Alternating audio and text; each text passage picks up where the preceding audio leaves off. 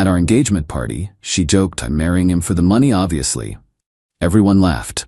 I laughed too and replied, "Good thing we signed a prenup this morning, right?" The color drained from her face as her parents looked at her, stunned. I, 31 male, thought I was living in a romantic comedy. Turns out it was more like a heist movie where I almost played the mark.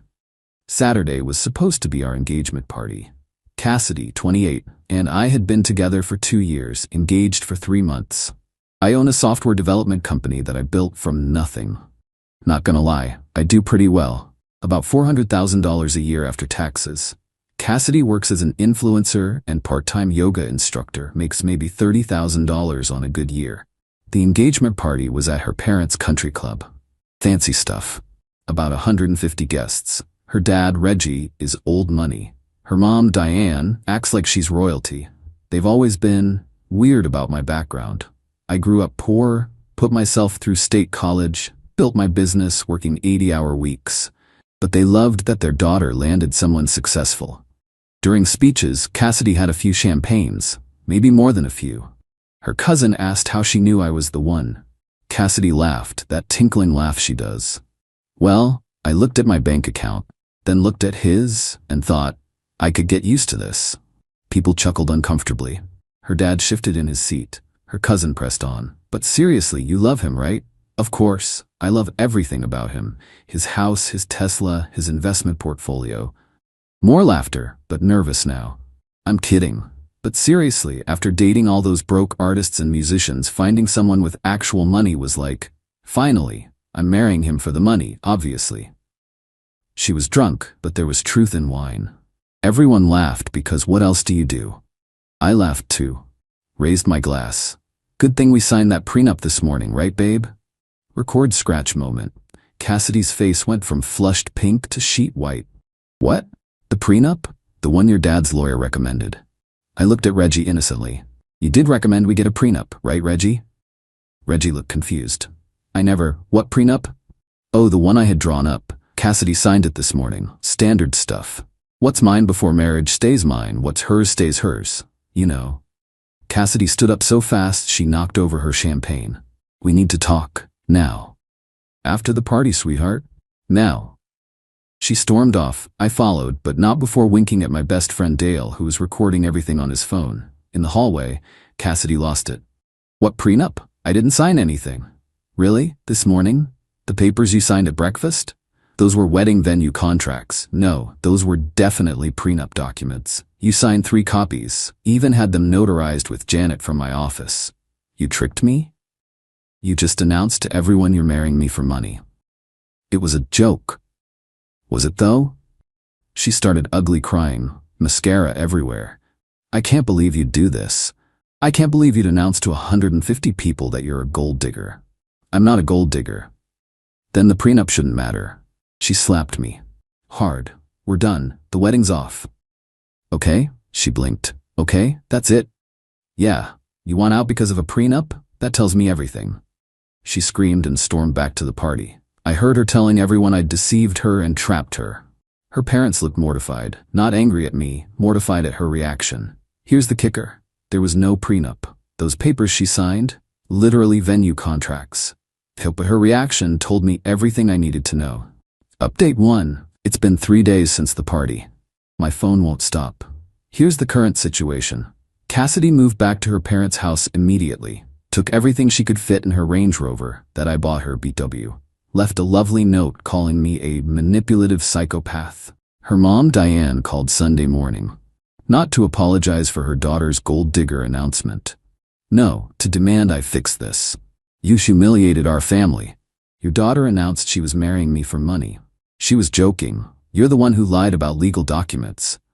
I never said she signed a prenup. I asked if it was good we signed one. She assumed and panicked. You tricked her into revealing her true character? Yeah, I guess I did. She hung up. Reggie called an hour later. Different energy entirely. Son, I need to know, is there actually a prenup? No, long pause. But she thinks there is, apparently. And she broke up with you because of it? Within 60 seconds of thinking she'd signed one. He sighed. I'm sorry, I suspected. The way she talked about your money, but I hoped I was wrong. Yeah, well, for what it's worth, I think you dodged a bullet. Thanks, Reggie. But Cassidy wasn't done. Oh no. She went full nuclear on social media. Posted this long rant about narcissistic abuse and financial manipulation and how I preyed on her trust. Conveniently left out the part where she announced she was marrying me for money. Her friends piled on. My DMs were full of, "You're disgusting. How dare you manipulate her? She loved you, and you played games." Then Dale posted the video. The whole thing. Her money comments. Her marrying him for the money, obviously. Everyone's uncomfortable laughter. My prenup comment. Her meltdown. The narrative flipped instantly. Comments went from attacking me to, did she really just admit to being a gold digger? The way she panicked about a prenup says everything. He's smart for testing her. Cassidy tried damage control. Posted that the video was edited and taken out of context. Dale posted the full, unedited version. An hour and 43 minutes, including her whole drunken speech about how exhausting it was dating men without money. But the best part? My business lawyer reached out. "Hey, just saw the viral video. Quick question. That Range Rover you bought her? Is it in your name or hers?" "Mine. Insurance too. Want it back? Can I do that?" "You're not married. No prenup needed for gifts you haven't legally transferred. It's still your property if the title's in your name." Interesting. Update 2. Yesterday I had the Range Rover repossessed. Legal? Absolutely. It was in my name. I paid for it. Insurance was under my policy. Petty? Maybe. Satisfying? Absolutely. Cassidy called me from her friend Piper's phone. I'd blocked her number. "You stole my car." "My car. Check the title." "I'll sue you." "For what? Taking back my own property? It was a gift." "Prove it. Show me where I transferred ownership." "You're a monster." "I'm a monster who still owns a Range Rover." She hung up. 20 minutes later, Diane called.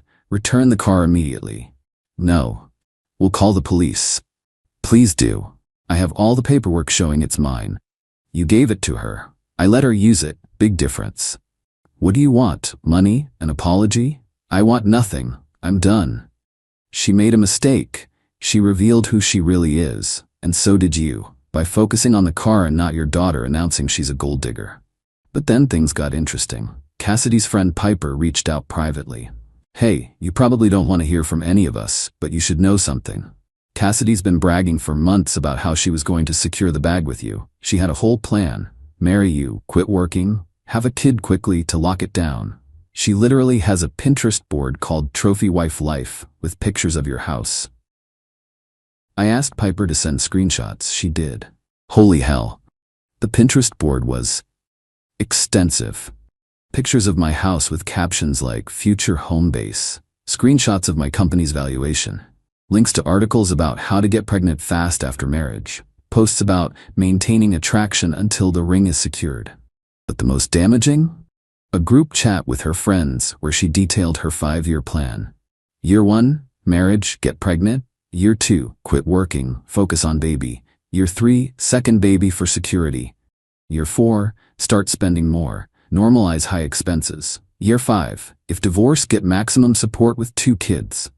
One message stood out. "The prenup thing is my only worry. Have to make sure we don't sign anything before the wedding. We'll pretend I'm too emotional stressed to deal with legal stuff."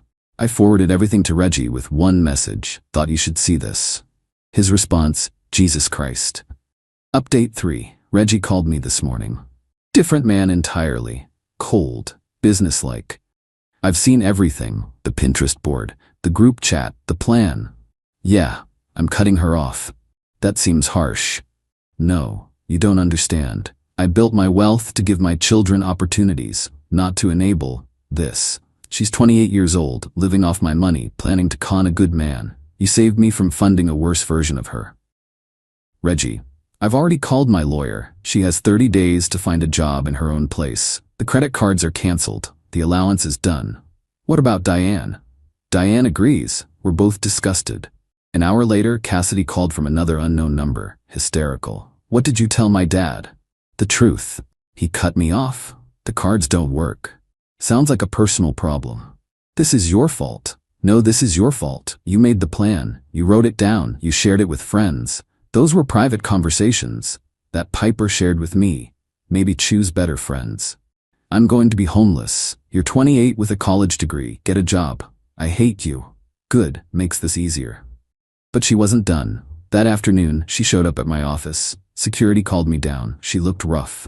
Mascara-stained face, hair a mess, wearing sweats. The influencer facade was gone. Please, she begged. I'm sorry, I didn't mean any of it. I love you. No, you don't. I do. The money stuff was just jokes. Stupid jokes. The 5-year plan was a joke. The Pinterest board was a joke. Her face fell. How did you, Piper, your best friend, sent me everything? She went from sad to rage in seconds. That bitch. See, this is the real you. The mask keeps slipping. I'll change. Into what? A different person? Because that's what it would take. You're throwing away 2 years. I'm avoiding a lifetime of manipulation. Security stepped forward. Ma'am, you need to leave. I'm not leaving without my ring. Oh right, the engagement ring, a $45,000 cushion-cut diamond. The ring you're wearing? It's mine. Actually, legally, it's a conditional gift. The condition was marriage. No marriage, no ring. You can keep it until the wedding date passes, then I'll expect it back. You can't do this. Watch me. Security escorted her out. She keyed my Tesla in the parking lot. Cameras caught everything. Filed a police report and insurance claim. Update 4. It's been 2 weeks since the engagement party. The wedding was supposed to be in 3 months. Deposits are lost, but honestly, small price for freedom. Cassidy's world has completely imploded. According to mutual friends, her parents gave her 30 days to get out. She's now 14 days in, no job, no prospects. She tried to move in with Piper. Piper blocked her after Cassidy found out about the screenshots. Her other friends are busy. Whenever she needs a place to crash, she's been applying for jobs but has 0 actual work experience beyond influencer. Her Instagram engagement tanked after the video went viral. Lost brand deals. She's sleeping on her cousin's couch, but here's where it gets really good. Remember the Range Rover? Well, turns out she'd been telling everyone it was a push present for agreeing to have kids after marriage. Posted about it constantly. My future baby daddy treating me right, blessed, Range Rover mommy. So when I repossessed it, people started asking questions. Where's the car? Why is she taking Ubers? The truth came out, she never owned it. I let her use my car. The image crumbled. Then Diane reached out, not to apologize, but with intel. You should know Cassidy is planning something. What now? She's been talking to a lawyer about suing you for breach of promise. Claims you verbally promised to marry her and she suffered damages when you withdrew. That's not how that works. I know, but she's desperate. Also, she's been contacting your ex-girlfriends. What? Looking for dirt. Trying to find anyone who'll say you were abusive or manipulative. She wants to destroy you. Why are you telling me this? Because you're a good man who almost became my son-in-law. And because my daughter has become someone I don't recognize, or maybe I'm finally seeing who she always was. The ex-girlfriend thing was real. My ex Riley texted me. Hey, just FYI, your ex-fiancé messaged me asking if you were ever abusive. I told her you were the best boyfriend I ever had, and she was an idiot for losing you. She blocked me, lol. My other ex, Zoe, sent similar. Cassidy contacted me fishing for dirt. I told her to get therapy. Should I be concerned? Then came the lawyer letter. Some ambulance chaser demanding $200,000 for emotional damages, loss of lifestyle, breach of verbal contract, defamation. My lawyer laughed. Actually laughed. Sent back. She admitted on video to marrying for money. No verbal contract exists. Truth is an absolute defense against defamation. Counter notice for the keyed Tesla, $8,000 in damages. Haven't heard back. Final update. Been half a year since the engagement party disaster. Figured I'd give one last update since people keep asking. The wedding date came and went. I spent what would have been my wedding day in Cabo with Dale and some buddies. Got drunk on the beach, watched the sunset, thanked the universe for the narrow escape. The engagement ring? She tried to keep it. Claimed it was a gift. I had my lawyer send a formal demand. She ignored it. I filed a civil suit. The judge took one look at the evidence, including her own admission she was marrying for money, and ordered her to return it immediately. She had to pay my legal fees too. Sold the ring for $38,000. Donated half to a financial literacy program for young women. Felt poetic. Where's Cassidy now? Last I heard, working at a department store selling makeup, living with 3 roommates in a sketchy apartment. Dating some crypto bro who talks big but drives a 2008 Honda. Posts inspirational quotes about surviving narcissistic abuse. Lost 90% of her Instagram followers. Her parents still have her on timeout. Reggie reached out last month, invited me for golf. Weird, but I went. I owe you an apology, he said on the 9th hole. We enabled her, gave her everything, never made her work for anything, created a monster. It's not entirely your fault. It is though. We knew she was materialistic, shallow. We just hoped marriage would mature her. That's not how it works. I know that now. By the way, I'm starting a foundation for financial literacy. Want to ensure other kids don't turn out like her. Would you consider being on the board? I said yes. It's actually been rewarding. We've helped dozens of young adults learn actual money management. The irony? Cassidy applied for a grant from the foundation. She didn't know I was on the board. Her application talked about overcoming financial abuse and rebuilding after betrayal. We denied it. Not because of me, because she literally admitted in the application that she'd never had a job before age 28 and blamed others for her situation. As for me, started dating someone new. Heather's a pediatric surgeon, makes twice what I do. When I told her about the prenup test, she laughed and said, I would have signed a real one. I protect my assets too. We've been together 4 months. She insists on splitting everything 50-50. It's refreshing as hell. Oh, and the best epilogue? Cassidy's crypto bro boyfriend? He convinced her to invest her makeup counter savings into his revolutionary coin. It crashed. She lost everything. Posted a tearful video about being scammed by another narcissist. Piper commented, maybe date for character instead of wallets? Cassidy deleted the video. Sometimes the best revenge is just letting people face the consequences of who they are. Cassidy wanted to marry money instead of a person. Now she has neither. And honestly, we're both exactly where we deserve to be. P.S. To everyone asking how I knew to test her with the fake prenup, I didn't plan it. When she made that money comment, it just came out. Call it divine inspiration or my subconscious protecting me. Either way, that split-second decision saved me from a lifetime of manipulation. P.P.S. Reggie sent me a birthday card last week. Inside it said, thanks for not becoming my son-in-law. We both knew what he meant. The Tesla repair? Insurance covered it, but they went after Cassidy for the deductible. She had to set up a payment plan. $50 a month for the next 3 years.